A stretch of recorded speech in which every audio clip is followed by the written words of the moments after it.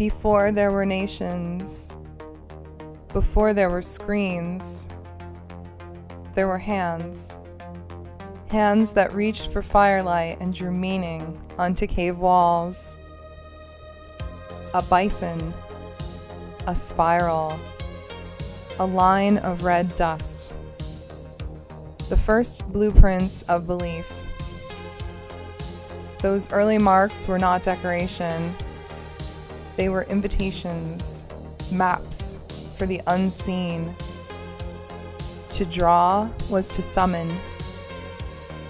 To name was to bind. To believe was to build. Every myth began as architecture. The stones of Egypt sang with geometry. The ziggurats of Sumeria rose in imitation of the heavens. Each pillar a frozen prayer. Each chamber a whisper chamber for the gods. The ancients understood something we have forgotten, that structure shapes thought. If you can build the walls of a mind, you can rule without chains. Centuries passed. Empires rose, fell, and left their ruins behind. But belief survived, wearing new faces. The priests of Egypt gave way to philosophers in Greece, to emperors in Rome, to cathedrals that pierced the clouds of Europe. Stone turned to parchment, parchment turned to press. The temple became the page, and the page became the pulpit of kings. When Gutenberg's press spilled its ink across Europe, a new magic was born. Mass duplication. For the first time, a single story could be cloned, copied, and carried into every house. Revolutions began with pamphlets, wars with posters, faiths with books bound in leather and gold. The architects of thought learned, whoever writes the story builds the world. The 20th century opened with smoke and wonder, cities of glass, radios whispering through the walls. Science promised truth. Industry promised happiness. But a man named Edward Bernays, nephew to Sigmund Freud, understood something deeper. He saw that the crowd was not rational. It was emotional, ancient, tribal. He called his craft the engineering of consent. Others called it democracy.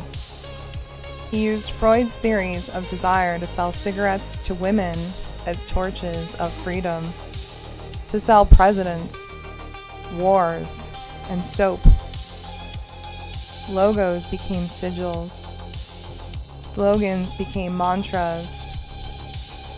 Advertising became ritual, a daily baptism of images.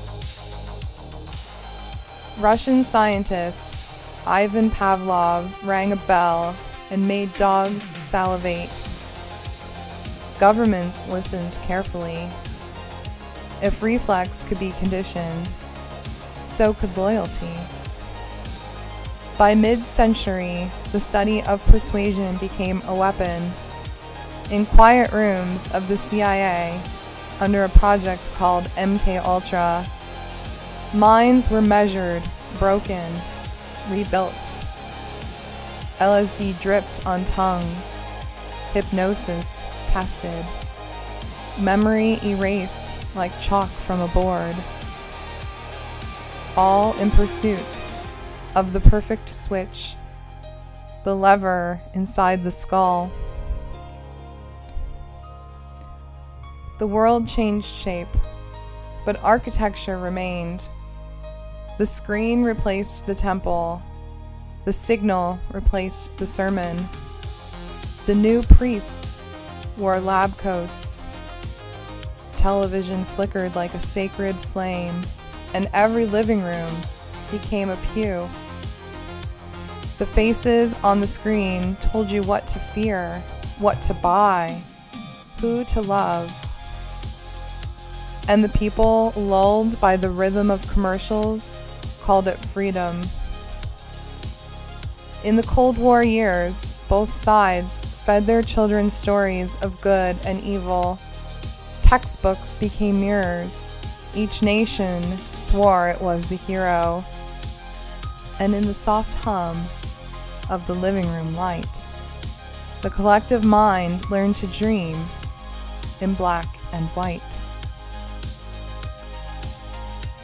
When the Cold War thawed, the machinery of persuasion did not. It only changed costume. The television became the computer. The broadcast became the feed. The glowing rectangle learned your habits and began to whisper back. At first it was convenience. Then it was identity. Now it is belief itself, rendered in pixels. The engineers of the new century did not need LSD or electrodes. They had data. Endless oceans of it. Each click, a confession. Each heartbeat of the algorithm, another note in your song. The spell no longer required permission. It only needed attention. Listen. Can you hear the hum beneath every conversation? That subtle vibration that tells you what to feel before you know why? The slogans arrive like weather, ready-made thoughts wrapped in emotion. A phrase appears on a screen and suddenly it is everywhere.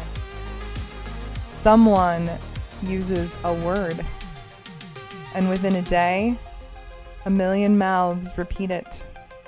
A label, a curse, a badge. It sticks to strangers who never asked for it. It spreads through classrooms, boardrooms, living rooms. And the people repeating it believe they are speaking truth, when in fact, they are building walls.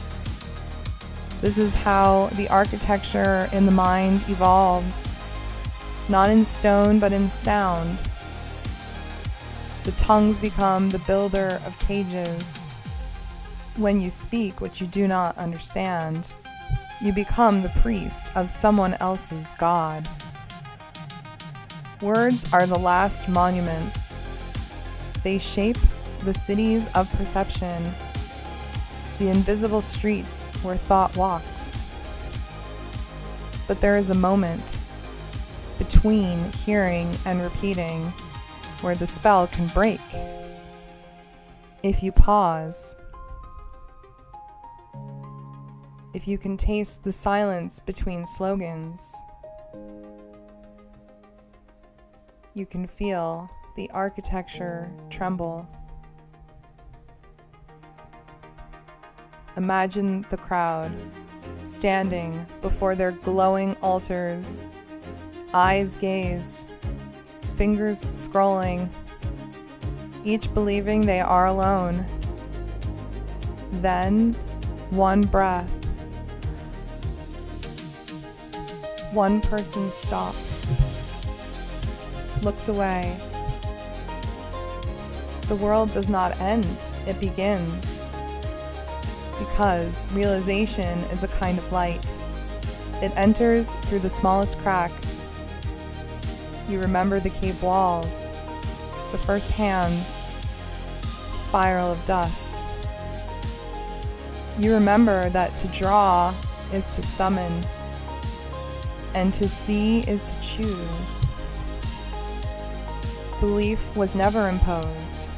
It was constructed, stone by stone, word by word.